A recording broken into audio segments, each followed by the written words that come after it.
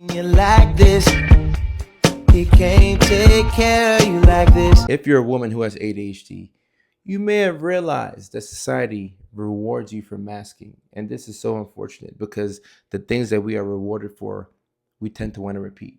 If you go to the ice cream store and you're a kid and you're doing jumping jacks and all these little fun, cute tricks, guess what? They'll give you ice cream. So you learn, okay, because I'm a kid and I do all these silly things, I can get free ice cream and there may be more perks that I can receive by being a silly and goofy kid. And this might not be the best example, but you get what I'm trying to say. A lot of things that we do are behaviors that were reinforced at a very early age. And this is the case with women who have ADHD and they mask.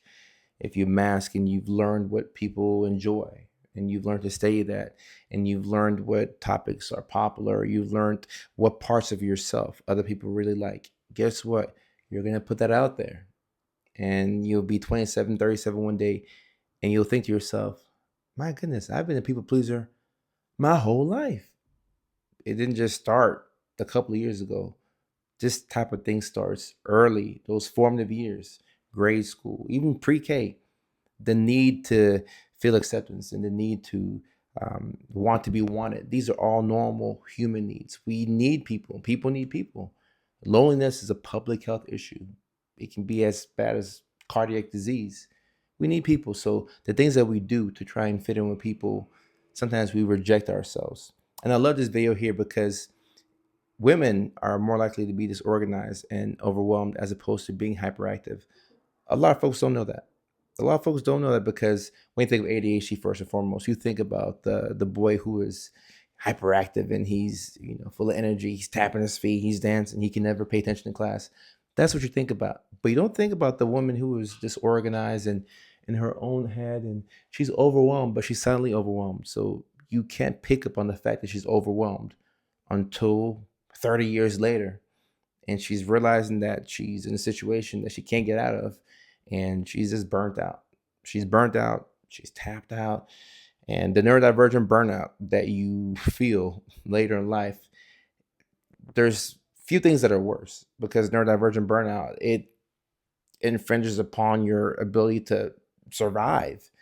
It's tough to do all these different things like be a mom, to be a sister, to be a wife, to be a working woman, to be a stay-at-home woman.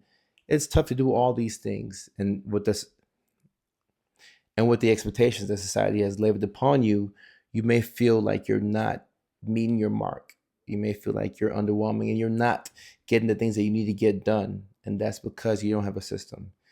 We don't have a system because there's a lot of shame that we have due to all the masking that we've done from our formative years.